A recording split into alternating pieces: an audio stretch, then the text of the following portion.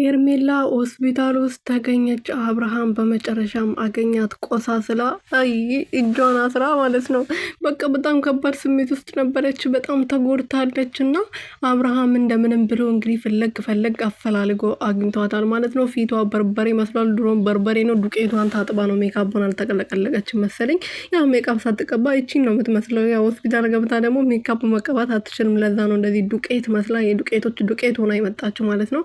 አብርሃም ተጠንቀቅ ተብለክ ነበር። አበጋዝዬ አንተ አልሰማም ብለክ ነው ተጠንቀቅ ብላክ ነበረ ቀብራራ ሩትዬ ማለት ነው። ግን አንተ ጥንቃቄ ተዘክ አንገትን ደፍት አንገት አድፊ ሀገር አጥፊ የሚባል አባባል ሰምታችኋል። ይሄ አብርሃም እኮ አንገቱን ደፍቶ ሩትዬ እኮ ተናግራለች። እዚህ ሚዲያ ላይ ስትመጣ ምንም ማትናገር ምንም ማታደርግ ነው የምትመስለው። ከጀርባ ግን ምን እንደምታደርግ እኔ በደንብ አውቃለሁ ብላ ተናግራለች። እና አንገቱን ደፍቶ ሀገሩን ያጠፋል። እና ሰላም ቤተሰብ እንዴት ናችሁ? ደህና ናቸው? እኔ ያለው ፈጣሪ መስገን በያላችሁበት ሰላማችሁ ብዙ ትርፍርፍ ይበልልኝ።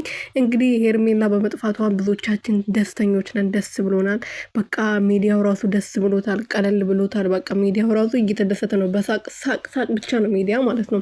ምክንያቱም ሴጣን ከሚዲያው ስለጠፋ ማለት ነው። ሚዲያ ላይ እኮ ሴጣን ስሮ ጥሩ አይደለም እናንተ። ለካሳ ነበረች ሚዲያው ስታበጣብጥ የነበረው ያበጣበጣትና እና በዛው ትቀራለች። አትመጣም እንደዚህ ቆሳስላ ከዚህ በኋላ ሚዲያ ላይ አትቀርብም የሚባል ወሬ ሰምቻለሁ። እና አትቀርብም። ይሄን ደግሞ አምናለሁ። ከትናንት ወዲያ ምናምን ተናግሬ ነበር። ሄርሜላ ተመልሳ አትመጣም፣ በዛው ህዝብ ባለ ቆሻሻ ውስጥ ትጣላለች እየተናገረ ይሄው እኔ ያልኩት አላዋለም አላደረም። እዛው ጠፍታለች። ዘርማዘሯ ነው የጠፋው። በቃ ገና ትጠፋለች። እሷ ገና የሩትዬ ግፍ ገና መች ነካችሁና